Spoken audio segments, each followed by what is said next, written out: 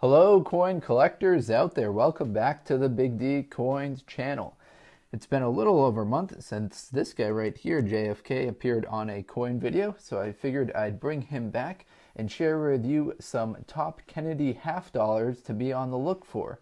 Now, these aren't going to be the absolute rarest of the Kennedy half dollars, but I think this video is going to share with you a interesting couple of Kennedy half dollars that can be worth a lot of money that average day people like you and me can pull out of circulation. But before we get into the specifics of these individual coins, I want to give you kind of a timeline of the Kennedy half dollars that will kind of indicate to you later in the videos if you have a rare coin.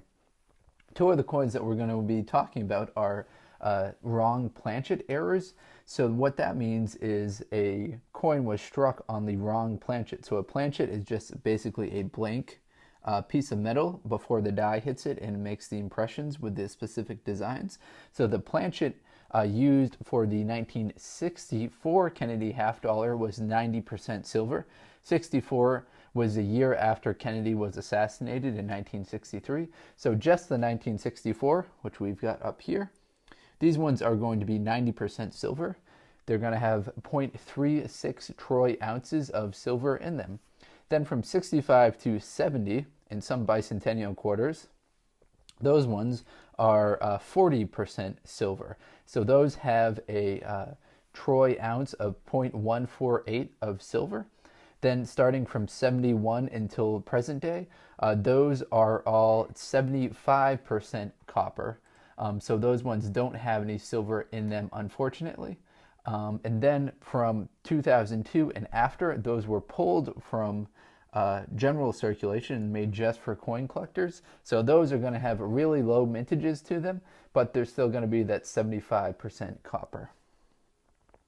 All right, now the first two errors that I want to talk about are the 1977 Denver Mint struck on a wrong planchet. So the 1977, as I mentioned earlier, that would have been part of the 75% copper series. However, there is a no 1977D error coin that was struck on a 40% silver planchet. So that's known as the wrong planchet error. That was graded in 2007 by PCGS at a mint state 65 and sold in 2007 for $6,900. Now another error for that wrong planchet series was the 1971 Denver Mint. So I've got a 1971 right here.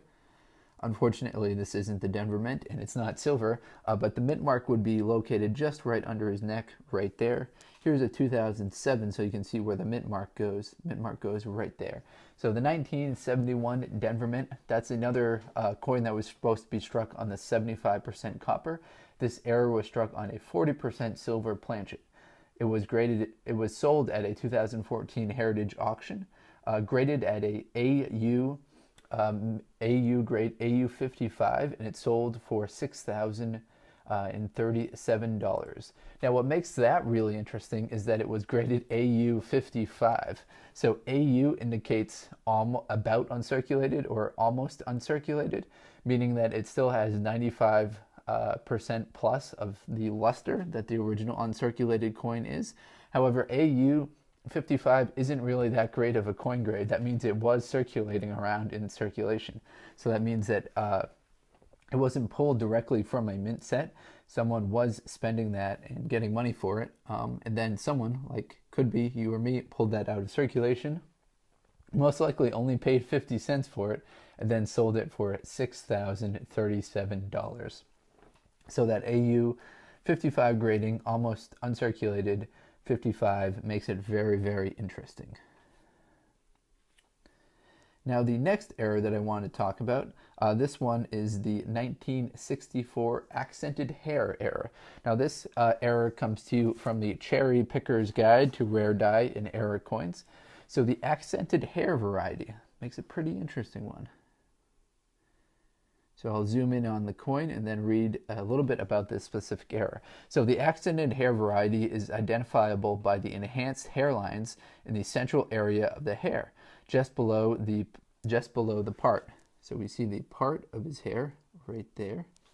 So just below the part, there's some accented hair. However, the easiest way to identify the variety is the weak or broken lower left part of the eye right there. So if your coin is a 1964, it's got a broken off lower eye right there, and it's got some extra hair, extra accent to the hair under the break. Now that's what's known as the accented hair varieties, and those ones can be worth quite a lot of money. So there were some that have sold at a graded PF 68, so a proof set 68. That's a very high grading. Some of those, I guess one of those at least, has been sold for $19,000. So a very high price for a very highly graded coin. So a proof set will come in those hard plastic sets. They're going to have a kind of a fancier finish to them on the top of the coin, and it's going to have to be super high graded to reach that proof set 68. But it's going to command quite the price for it. So if you're into cherry picking, what that's kind of known as is either going through and looking for great coins. That can be looking through great coins that are part of circulation, or going to a coin shop and looking through their proof sets to try and find some coins that are in the proof sets that are in great circulation, that have great design to them, a great strike, and great luster still remaining in them. I kind of glossed over the easier way to identify the silver coins when we're talking about that Planchet era. The easiest way is to kind of just look at the side of the coin and look to see if you can see any copper showing. So this one right here is the 64 that we were looking at earlier. These ones right here are all 71 or after. So you just throw this one in right here, and you can kind of see if you put the coins on the side, these ones are copper. This one right here doesn't have any copper showing, indicating that it's a silver coin. So you see how I'm doing that right there? This one right here has the silver in it, and you don't see any copper showing through.